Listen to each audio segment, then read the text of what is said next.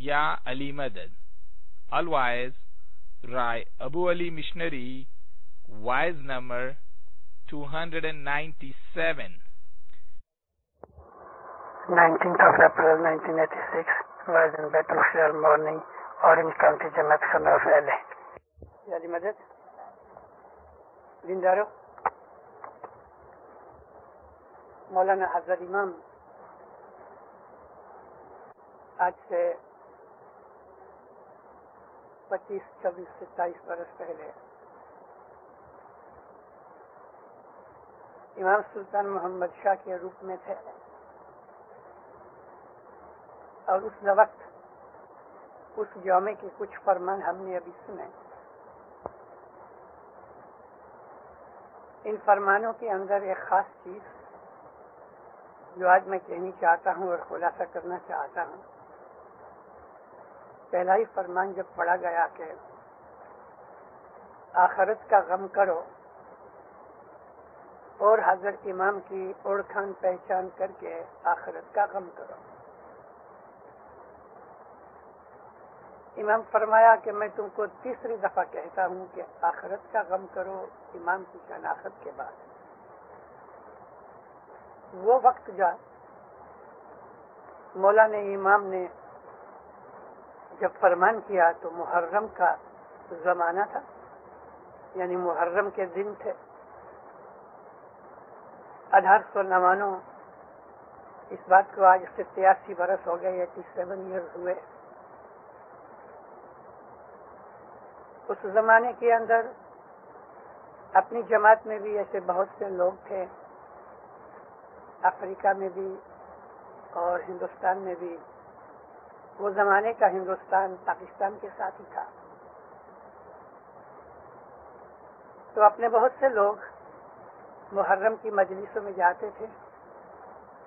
بہت سے لوگ ظاہر میں اسماعیلی تھے اور وہ اندرونی طور پہ اس ناشری مذہب کے اوپر اعتقاد رکھتے تھے. خصوصی طور پہ محرم کے 10 دنوں کے اندر امام حسین علیہ السلام کی شہادت کے قصے پڑھتے تھے. ہماری جماعت خانے کے اندر بھی محرم کی پہلی تاریخ سے 10 تاریخ تک قصہ پڑھا جاتا تھا، اور یہ سلسلہ بہت برسوں تک رہا. بعد میں امام کے فرمان سے زمانہ بدل گیا اور اپنی جماعت مضبوط ہو گئی. لوگوں کا ایمان بھی مضبوط ہو گیا. جن کو مذہب چھوڑنا تھا انہوں نے مذہب چھوڑ دیا. کچھ لوگ تھوڑے سے سنی بن گئے اور بہت سے اثناشری بن گئے. تو وہ لوگ جو اثناشری ایلیمنٹ اپنے من میں رکھتے تھے، محرم کے دنوں کے اندر جماعت خانے میں بھی وہ اس غمگینی کے واقعہ کو مجلسوں کے طور پہ یا اپنی مہمانی یا منت کے طور پہ استعمال کرتے تھے.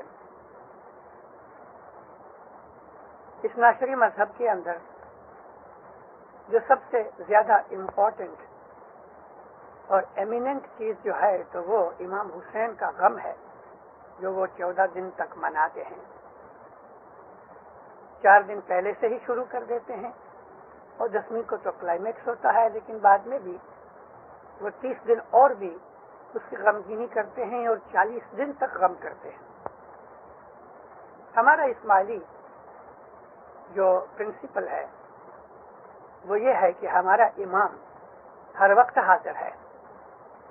میں نے اپنی اس واز کے شروع میں ہی میں نے کہا کہ امام شاہ کریم نے آج سے 27 برس پہلے سلطان محمد کے جومے میں یہ فرمان کیا. یعنی میں یہ کہنا چاہتا تھا کہ ہمارے امام جتنے بھی ہوئے وہ نوری طور پہ ایک ہی ہیں. مولا علی کا جو نور تھا وہی نور آج حضرت امام میں ہے. ہم نے اپنے اماموں کے درمیان ان کی دنیاوی زندگی کے اندر شاید کچھ فرق پڑے، لیکن نورانی حالت میں ہمارے اماموں میں کوئی فرق نہیں. ہر امام ہر وقت حاضر ہے. تو امام فرمایا کہ تم حضرت امام کی شناخت اوڑکھان کر کے آخرت کا غم کرو. شیعہ مذہب کے اندر امام کی جو اعتقادی چیز ہے یعنی امامت، وہ شیعہ مذہب کا سب سے مضبوط پلر ہے. شیعہ مذہب میں سے اگر ہم امامت کو نکال ڈالیں تو پھر وہ سنی مذہب ہو جاتا ہے کہ جس کے اندر امامت کی انسٹیٹیوشن ہے ہی نہیں، پرنسپل ہے ہی نہیں. تو یہ لوگ اس ناشری جو غم کرتے تھے، تو غم کا مطلب کیا کہ حضرت امام فرمایا کہ تم آخرت کا غم کرو. غم کہتے ہیں کسی چیز کی، کسی محبوب کی، کسی پیارے کی جدائی کو یا اس کے دکھ کو فیل کرنا. جدائی اٹسیلف جو ہے وہ ایک دکھ ہے، اس کو غم کہتے ہیں. کسی ماں کا بچہ پڑھنے کے لیے دور چلا جائے تو ماں کے دل کے اندر اس کی یاد ستاتی رہتی ہے. خدا نہ کرے کسی کا محبوب گزر جاتا ہے، کسی کا پیارا گزر جاتا ہے، ماں باپ گزر جاتے ہیں، بھائی بہن گزر جاتے ہیں، تو ان کے گزرنے سے، ان کی جدائی کی وجہ سے ہمارے دل کے اندر صدمہ اور دکھ ہوتا ہے. اور یہ دکھ جو ہم ہمیشہ یاد کرتے رہتے ہیں، اس کو ہم فارسی زبان کے اندر یا اردو زبان میں غم کہتے ہیں. کہ کسی کی جدائی کے دکھ کو یاد کرنا ہمیشہ، کہ جس سے دل دکھی ہوتا ہے، یہ ہے غم. تو امام نے ایسا کیوں فرمایا کہ تم آخرت کا غم کرو؟ امام حضر کی شناخت کر کے آخرت کا غم کرو. دیکھو دیندارو، ہم اسماعیلی باطونیہ فرقہ والے ہیں. ہم اپنے مذہب کی چیزوں میں، اپنے فرمانوں میں، گنانوں میں، واعظوں میں ہم یہ سنتے آئے ہیں، اور ہم کو یہ سکھایا گیا ہے، اور ہمیں سیکھنا بھی چاہیے کہ خدا تعالیٰ نے ہماری روح کو اپنی روح میں سے جب جدا کیا لاکھوں برس پہلے، اس جدا کرنے کا مقصد کیا تھا؟ یہ جو جدائی ہمارے اور خدا کے روح کے درمیان ہے، خدا جو ہے وہ روحوں کو پیدا کرنے والا ہے.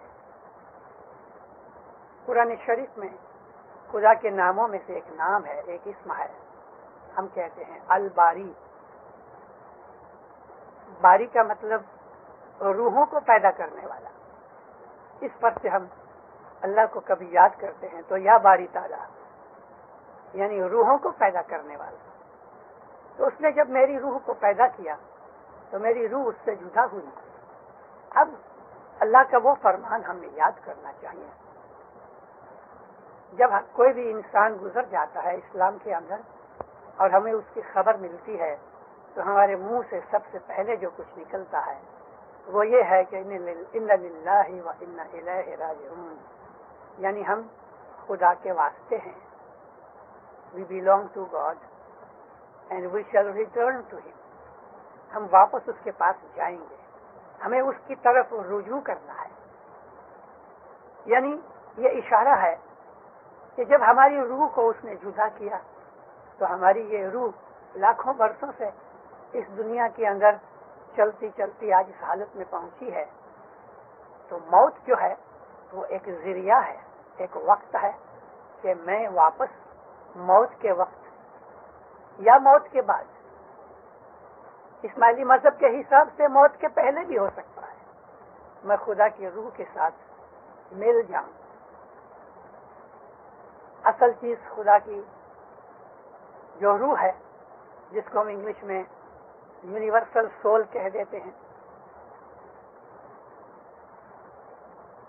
اس تک پہنچنا ہمارے اسماعیلی مذہب کا پرنسپل ہے، ہمارے اسماعیلی مذہب کا ایم ہے. ہمارا ایم عام مسلمانوں کی طرح یہ نہیں کہ نماز پڑھو، روزے رکھو، حج کو جاؤ، زکوٰۃ دو، جو کہ زکوٰۃ بھول گئے یہ لوگ، اس لیے کہ مرنے کے بعد خدا ہم کو جنت نصیب کرے. دیندارو، جنت ہمارا ایم نہیں ہے، جنت ہماری منزل نہیں ہے، ہمیں جنت کی پرواہ بھی نہیں ہے. ہم تو کوئی اور بھی اعلیٰ چیز چاہتے ہیں، اور ہماری منزل جو ہے وہ خود خداوند عالمین کا نور ہے، ہمیں وہاں پہنچنا ہے۔ تو اب ہماری جو روح خدا کی روح سے جدا ہوئی، اس جدائی کو ہم نے اپنے دل کے اندر جب سمجھ لیا، جب ہمیں یہ معرفت ملی، جب ہم کو یہ سمجھ آئی کہ میری روح خدا کے نور سے جدا ہوئی ہے اور مجھے واپس وہاں تک جانا ہے، تو میرے دل کے اندر اس جدائی کا احساس ہوتا ہے اور دکھ لگتا ہے۔ اوہ، مجھے تو وہاں پہنچنا ہے، میرا گھر تو وہاں ہے۔ یہ غم ہے جو آخرت کا ہے، جس کے لیے ہم کو امام نے فرمان کیا کہ تم اس کا خیال کرو۔ اسلام کے اندر بہت بڑے بڑے نامچین آدمی پیدا ہوئے۔ ان نامور لوگوں میں ایک زبردست بزرگ تھے، 1000 سال سے زیادہ ہر نسل نے، ہر زمانے نے اس بزرگ آدمی کی بہت تعریف کی اور اس کو مانتے رہے۔ اس کا نام تھا جلال الدین رومی۔ رومی اپنے زمانے کے سب سے بڑے عالم مانے گئے تھے۔ اس کے زمانے میں اس جیسا کوئی دوسرا عالم نہ تھا، لیکن وہ عالم کس کا تھا؟ شریعت کا۔ بہت بڑا عالم تھا، مگر شریعت کا۔ شریعت سے اوپر اس کو کچھ پتہ ہی نہیں تھا۔ پھر کہتا ہوں کہ وہ ایسا زبردست عالم تھا کہ اس زمانے کے راجہ بادشاہ بھی جب وہ ان کے دربار میں جاتا تھا تو کھڑے ہو کے اس کی آنر کرتے تھے، رسپیکٹ دیتے تھے۔ اتنا زبردست بزرگ اور نامور آدمی تھا۔ 41 برس کی عمر تھی۔ 18 برس کا ایک اسماعیلی امام کا لڑکا، مولانا امام علاؤدین محمد کے ایک بیٹے تھے، ان کا نام تھا شمس تبریز۔ 18 سال کی عمر میں بھاگتے، ناچتے، کودتے، لمبے بال، بڑی بڑی موٹی آنکھیں، پاؤں میں چپل، لمبا چوغا پہنا ہوا، مست کلندر کی طرح ناچتے بھاگتے مولانا روم کے پاس چلے آئے، جہاں یہ باہر بیٹھ کے ایک کنویں کے کنارے پہ بیٹھے ہوئے اور اپنے شاگردوں کو، 100-150 شاگرد تھے، ان کو مذہب سکھا رہے تھے، قرآن حدیث کا علم سکھا رہے تھے۔ اس لڑکے کی طرف ذرا گہری نظر سے دیکھا، مگر کہا کچھ نہیں، فقیر تھے، اس لیے خاموش ہو گیا۔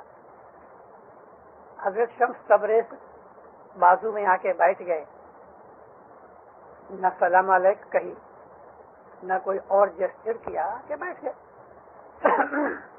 اس کو ذرا برا لگا کہ میں ایسا بڑا بزرگ عالم شخص ہوں اور یہ چھوٹا سا لڑکا آ کے نہ سلام کیا نہ کچھ اور اشارہ کیا۔ چلو خاموش رہے۔ اپنا سبق انہوں نے جاری کیا تو اس کی کتابیں پڑھی تھیں، ان کتابوں کو ہاتھ لگانا شروع کیا، ایک کتاب اٹھاوے، کھول کے دیکھے، رکھ دے۔ حضرت رومی کو یہ چیز پسند نہ آئی، ایسا کر کے اس کو دیکھے بھی، یعنی منع کرنے کے لیے منہ سے نہیں بولے مگر اشارے کرے۔ ایک دفعہ نظر مل گئی تو کتاب کھلی تھی تو اس کو پوچھا کہ اس میں کیا ہے؟ ابھی کتاب اوندھی پکڑی تھی۔ تو حضرت جلال الدین رومی سمجھ گئے کہ یہ پڑھا لکھا شخص نہیں، اوندھی کتاب پکڑی ہے، کچھ نہیں، رکھ دو۔ کتاب بند کر کے رکھ دی۔ ابھی جب وہ کہا کچھ نہیں تو ذرا آرام سے کہا، دوسری دفعہ پھر کتاب اٹھائی، دوسری کتاب، اور پوچھا بھی اس میں کیا ہے؟ تو ذرا زور سے کہہ دیا کہ کچھ نہیں، تم نہیں سمجھتے، رکھ دیا۔ جب وہ پھر مشغول ہوا تو حضرت شمس تبریز نے یہ ساری کتابیں اٹھائیں، وہ پانی کا جو حوض تھا اس میں پھینک دی۔ وہ زمانے کے اندر کتابیں ہاتھ سے لکھی جاتی تھی، پرنٹنگ پریس نہیں تھے، ایک ہی چیز ہوتی تھی، اس کی کاپی بھی نہیں تھی۔ اب یہ ساری کتابیں جو پانی میں پھینک دی تو جتنے شاگرد تھے وہ شوق کے حساب سے کھڑے ہو گئے. خود جلال الدین رومی کھڑے ہو گئے اور اتنی لاچاری کے لہجے میں بولے, یہ تو نے کیا کیا؟ کچھ لڑکے غصے میں بھی آ گئے کہ ہم اس کو پیتے ہیں, لیکن استاد کی موجودگی تھی, اس کے لیے کوئی حرکت نہ کی. جب اس نے یہ کہا نا کہ یہ تو نے کیا کیا, اور ایسا لاچاری سے کیا کہ جیسے اس کی ساری زندگی ختم ہو گئی. اور حقیقت تھی ایسی اعلیٰ کتابیں اور ایسے بڑے اعلیٰ عالم کے ہاتھ کی لکھی ہوئی. آپ نے سب کی طرف دیکھا, اور یہ جو ایک بم پھینکا تھا جس کی وجہ سے سب کے دل ہل گئے تھے, شمس تبریز مسکرائے, اندر ہاتھ ڈالا, ایک کتاب نکالی, اس کو ایسا کیا جھٹکا, اس میں سے تھوڑی سی دھول مٹی نکلی, گرد و غبار نکلا, ایسا رکھ دیا. دوسری کتاب پکڑ کے اس کو پھر ایسا ایسا کیا, اس میں سے دھول نکالی اور رکھ دیا. سب کتابیں نکالی اور وہ گیلی نہ ہوئی, جھٹکنے سے اندر سے دھول نکلے. جلال الدین رومی نے ہاتھ لگایا, کتابیں دیکھی, پانی کی ایک بوند بھی نہیں, کوئی اثر بھی نہیں. حیران ہو گیا. آنکھوں کے سامنے پانی میں کتاب گری اور چند منٹوں تک اندر رہی, اور ایک بوند بھی پانی کی اثر نہیں ہوئی. اس کے دل کے اندر ایک طوفان آ گیا. اس نے تعجب سے پوچھا, یہ کیا ہے؟ آپ نے بے پرواہی سے کہہ دیا, کچھ نہیں, تم نہیں سمجھتے. یہ کہہ کے چلے گئے. سارا علم اس کا, 40 برس کی زندگی کا اس کا علم, 40 برس کی زندگی کی تمام پڑھی ہوئی چیزیں, قرآن حدیث وغیرہ کی, سب علم اس کا برباد ہو گیا, مٹ گیا. ایک 18 برس کے لڑکے نے اس کی زندگی میں طوفان پیدا کر دیا. اب یہ دو چیزیں کیا تھی؟ وہ تو بہت بڑا عالم تھا, اس چیز کو سمجھ نہ سکے. یہ اسماعیلی طریقہ تھا, یہ باطنی طریقہ تھا, وہ شریعت کی چیز تھی. اس شریعتی علم کی یہ طاقت نہ تھی کہ اس باطنی چیز کو سمجھ سکے. شمس تبریز غائب ہو گئے. اس کے دل کے اندر جو طوفان پیدا ہوا تھا, آنکھیں بند کر کے بیٹھ گیا. اب دل بے چین ہونے لگا. اٹھ کے کسی لڑکے کو بولا, جاؤ ان کو ڈھونڈ کے لاؤ. سبق بند کر دیا, سکھانا بند کر دیا, کھانا بند کر دیا, نیند سونا بند کر دیا. ایک خیال میں, ایک جدائی کے خیال میں پڑے رہے.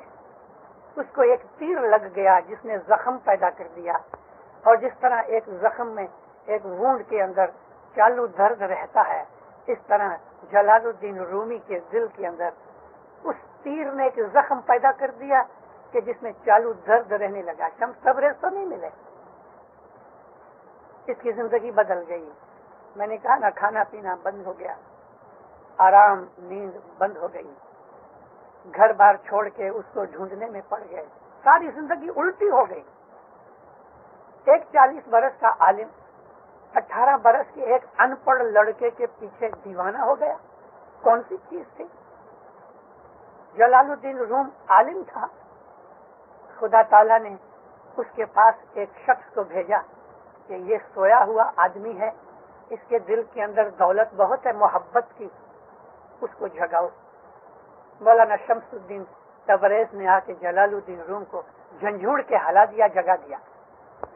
اب وہ 3 برس کی تلاش کے بعد ایک دن شمس تبریز ملے, اور اس درمیان یہ 3 برس رے سے کونیا, کونیا سے رے سے اصفہان, اصفہان سے شیراز گھومتے رہے, اس کو ڈھونڈتے رہے کہ میرا وہ مرشد کدھر چلا گیا.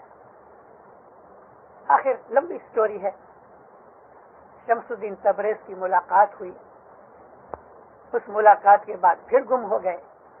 پھر ملاقات ہوئی اور اس کو وہ رستہ بتایا کہ جو رستہ آج ہمارے پاس اس وقت ہے, اور وہ ہے بیت الخیال کا رستہ. شمس الدین تبریزی کے لیے حالانکہ وہ امام نہیں تھے, مگر ہمارے امام کے بیٹے تھے, اور اپنے ایک حضرت امام کے بھائی تھے.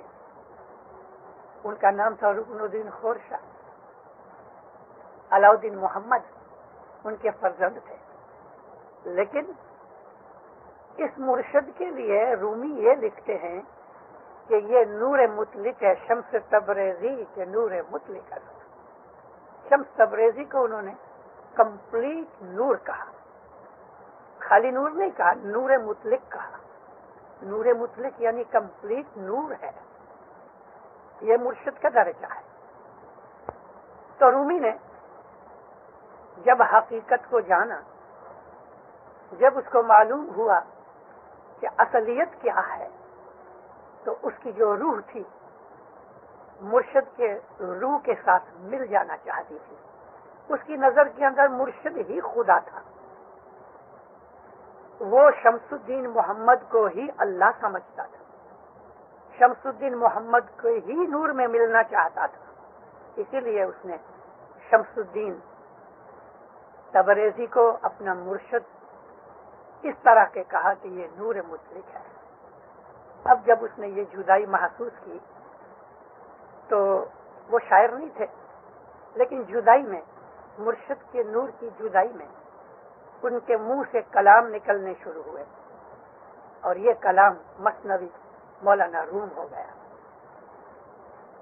ان کی مثنوی شروع کرتے وقت جب بڑے بڑے عالم اس کی کتاب کو پڑھتے ہیں تو اس کے اوپر بسم اللہ الرحمن الرحیم نہیں لکھا ہوا. ہر عالم کا یہ فرض ہے کہ جب وہ کوئی مذہبی کتاب لکھتا ہے، کوئی بھی مذہبی چیز لکھتے ہیں تو شروع کرتے ہیں کہ بسم اللہ الرحمن الرحیم، پھر اپنی حقیقت بیان کرتے ہیں. رومی نے بسم اللہ الرحمن الرحیم نہیں کہا، کیونکہ وہ ہر وقت اپنے مرشد ہی کے خیال میں رہتے. وہ شروع تو کر ہی چکے تھے، کوئی نئی چیز شروع کرنے کی تھی ہی نہیں. میں آپ کو کہوں کہ مثنوی کا درجہ صوفی مذہب کے اندر کیا ہے. مولانا جامی کہتے ہیں کہ مثنوی جو ہے وہ فارسی زبان کا قرآن ہے. مثنوی کو یہ درجہ دیا گیا ہے کہ جو درجہ قرآن کا ہے.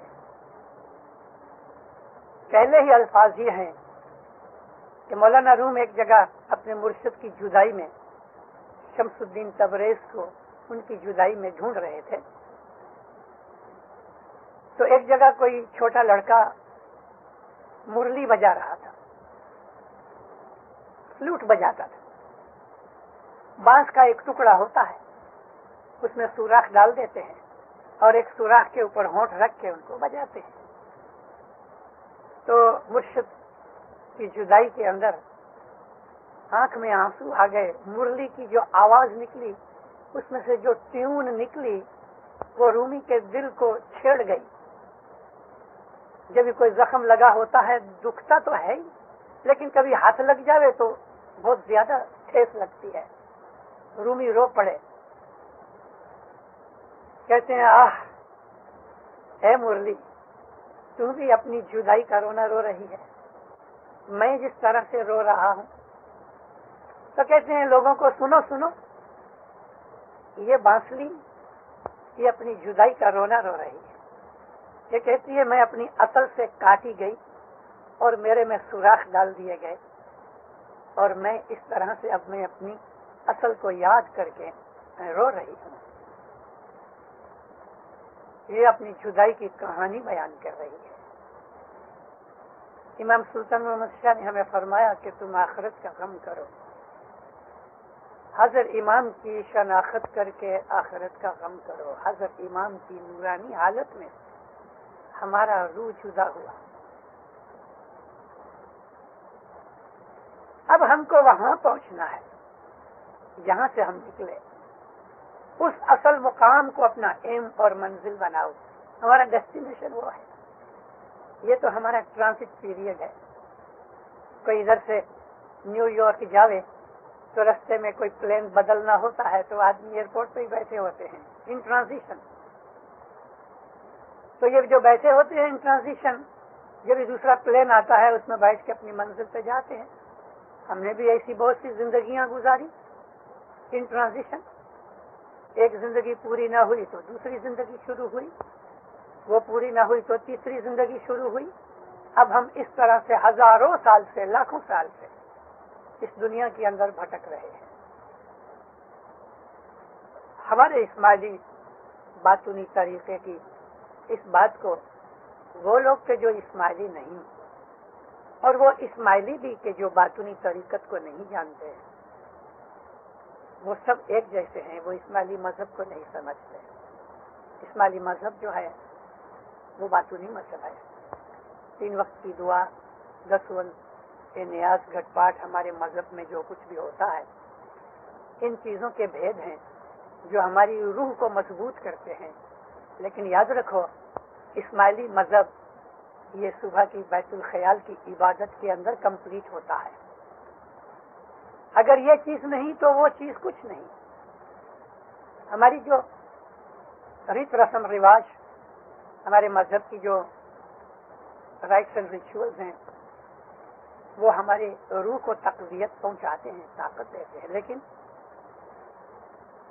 ہمیں اصل منزل تک پہنچانے کے لیے بیت الخیال کی ضرورت ہے، تاکہ ہم اپنے محبوب کو جان سکیں، ہم اپنے مرشد کو پہچان سکیں، ہم اپنی منزل کو پہچان سکیں اور اپنی منزل تک پہنچنے کے ہم راستے کریں۔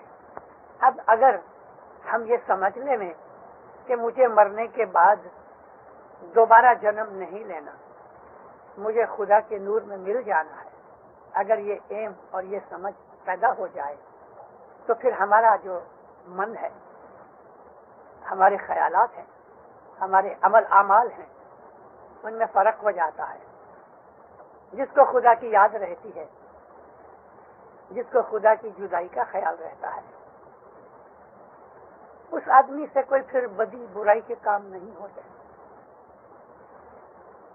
ہم اسماعیلیوں نے بھی اپنی بے علمی کی وجہ سے بیت الخیال کی اس عظیم چیز کو قدر کی نظر سے دیکھا نہیں۔ بیت الخیال ہماری جماعت میں کمزور ہو گیا ہے۔ بیت الخیال مشکل چیز ہے، بہت مشکل ہے۔ کسی دن ٹھیک ہے مشنری آ جاوے تو ہم رات کو جاگ کے بھی صبح آ جاتے ہیں، لیکن 365 دن صبح عبادت کی جائے، یہ تو کسی کسی کا کام، کسی بہادر کا کام ہے۔ ہر روز عبادت ہونی چاہیے۔ امام کے پاس جا کے ہم اس میں اعظم مانگتے ہیں، حضرت امام مہربانی کر کے ہمیں ایک اسم عطا کرتے ہیں، اور ہم لوگ تھوڑے دن اس کے اوپر عمل کرتے ہیں، پھر ہم سو جاتے ہیں۔ لیکن ہماری جماعت میں بھی ایسے بہت تھوڑے لوگ ہیں کہ جو ہر روز اٹھے۔ کسی دن لیٹ ہو گئے کوئی بات نہیں، لیکن اٹھا جائے، ہر روز اٹھا جائے۔ اور صبح کی جو 1 گھنٹے کی عبادت ہے، وہ تو شاید ساری دنیا میں 25-50 آدمی ہوں گے کہ جو 1 گھنٹے کی پوری عبادت کر سکے، وگرنہ 10 منٹ بھی جو آرام کے اچھی طرح سے مل گئے تو ایک امام سلطان محمد شاہ کا فرمان ہے کہ کبھی 10 منٹ تم نے ایک دھیان کے ساتھ، محبت کے ساتھ عبادت کی تو تم کو 40 برس کی عبادت کا فائدہ ملے گا۔ تو صبح کی یہ جو عبادت ہے دینداروں، یہ ہمارے لیے کیریج ہے خدا کے نور تک پہنچنے کے لیے۔ ہم سنتے ہیں شریعتی نظر سے کہ رسول اکرم جب معراج پہ گئے، حدیث کی کتابوں میں اور دوسری مذہبی کتابوں میں معراج کے سلسلے میں ہم پڑھتے ہیں کہ نبی کریم جب معراج پہ گئے تو جبریل امین ایک گھوڑا لے کے آئے تھے۔ اس گھوڑے پہ رسول اللہ بیٹھ کے آسمان پہ گئے۔ آپ کو معلوم ہے یہ گھوڑا کون ہے؟ یہ اسم اعظم گھوڑا ہے۔ بیت الخیال کا بول ہی گھوڑا ہے۔ یہی ہمارا مرشد ہے، اسی کو ہی پیر شمس نے گرو کہا۔ ست شبد ہے گر ہمارا، یہ جو اسم اعظم ہے یہی میرا گرو ہے کہ جو مجھ کو محبوب تک پہنچا دے گا۔ اس کی حفاظت کرو۔ 1 گھنٹے کی عبادت کو بچانے کے لیے 23 گھنٹے اس کی حفاظت کرو، نہیں تو وہ 1 گھنٹے کی محنت برباد ہو جائے گی۔ اور وہ حفاظت یہ ہے کہ ہم ہما وقت اس خیال میں رہیں ہر وقت کہ میں نے صبح عبادت کی ہے، وہ عبادت خراب نہ ہو جائے۔ کیسے خراب ہوگی؟ جھوٹ بولنے سے، دغا فریب کرنے سے، بد نظری کرنے سے، شراب پینے سے، سگریٹ پینے سے، کسی کے متعلق برے خیالات من میں لینے سے، ایسے ہزاروں طریقے سے ہماری بیت الخیال کی جو صبح کی عبادت ہے وہ خراب ہو جائے گی۔ ہم ہر روز صبح عبادت کریں اور سارا دن بدیاں کریں تو وہ عبادت خراب ہو جاتی ہے، جل جاتی ہے، برباد ہو جاتی ہے۔ اس طرح کی تو ساری زندگی عبادت کریں گے تو عبادت تو کچھ لے کے لے آئی نہیں، وہ تو زیرو میں ہی رہا۔ ایک بیج بو ڈالو اور پھر اس کو بھلے پانی بھی دیتے رہو، لیکن کوئی لکڑی سے اس کو ہلاتے بھی رہو، روز پانی بھی دو لیکن ہلاتے بھی رہو، تو وہ بیج تو سڑ جائے گا، وہ کبھی پکے گا نہیں، اس میں کبھی بھی درخت پیدا نہیں ہوگا، نہ پھل لگے گا، کیونکہ اس کی جڑیں موڑ جو ہیں، اس کی جو روٹس ہیں، ہم اس کو پکنے ہی نہیں دیتے، پکڑنے ہی نہیں دیتے، ہم روز اس کو ہلاتے رہتے ہیں، پانی دیتے ہیں لیکن ہلاتے رہتے ہیں۔ پانی دینا کیا ہے؟ دسمند ہے وہ پانی ہے۔ کھاتر وغیرہ دینا ہے، ہم دعا پڑھتے ہیں، دسمند دیتے ہیں، جماعت کھانے آتے ہیں، مہمانی کرتے ہیں، پھر بھی پھل پیدا نہیں ہوتا، اس لیے کہ ہمارے اعمال اچھے نہیں، ہمارے اعمال اچھے نہیں، ہمارے خیال اچھے نہیں، ہمارا ایمان کمزور ہو جاتا ہے، اس کے لیے اس میں طاقت پیدا نہیں ہوتی۔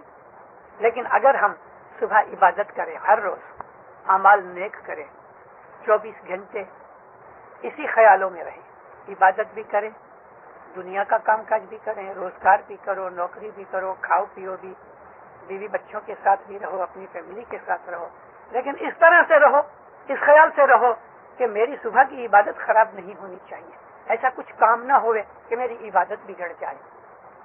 تو ضرور انشاءاللہ 3 4 5 برس کے بعد آدمی کو خدا تعالیٰ وہ چیز بخشتا ہے۔ بیت الخیال کی عبادت کا سب سے پہلا اثر جو ہوتا ہے تو وہ یہ ہوتا ہے کہ آدمی کے دل میں سکون آ جاتا ہے۔ عبادت کرنے کی یہ نشانی ہے کہ میری عبادت رنگ لا رہی ہے، تو وہ چیز یہ ہے کہ آدمی کے دل میں سکون پیدا ہو جاتا ہے، اس کے دل میں ڈر خوف کچھ نہیں رہتا، اب وہ ہر وقت چیئرفل رہتا ہے، یہ پہلی نشانی ہے۔ اس طرح ہزاروں چیزیں خدا تعالیٰ کی طرف سے بخشش ملتی رہتی ہیں۔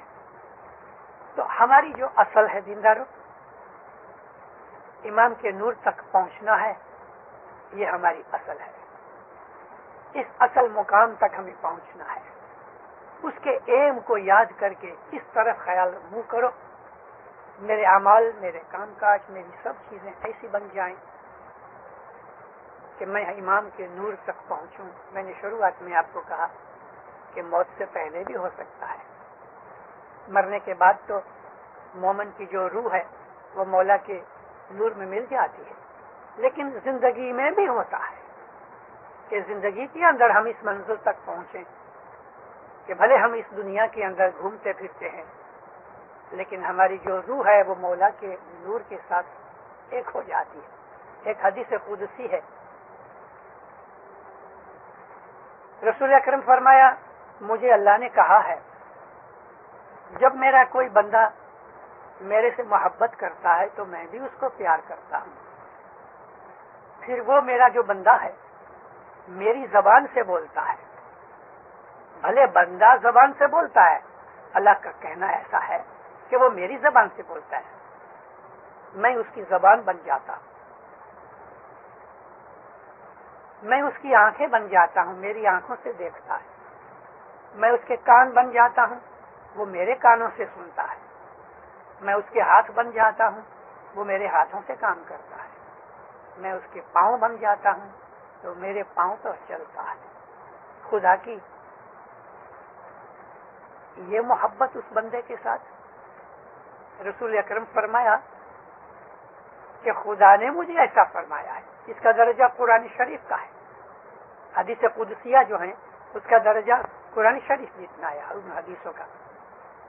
تو مطلب یہ ہے کہ وہ بندہ सारा दिन दुनिया में घूमता है मगर वो खुदा के साथ एक होता है। इस किस्म के जो लोग हैं वो दुनिया में बहुत थोड़े हैं, लेकिन हैं। हज़रत इमाम सुल्तान मोहम्मद शाह सल्लल्लाहु अलैहि ने एक दफा फरमाया कि ऐसे मोमन दुनिया में 313 हैं। ऐसे लोग हैं जिनकी इबादत से ये दुनिया चल रही है, वगरना आज दुनिया के ऊपर इतने गुनाह होते हैं कि अगर ये 313 मोमनों की इबादत न हो तो ये दुनिया उन गुनाहों की वजह से बर्बाद हो जाए।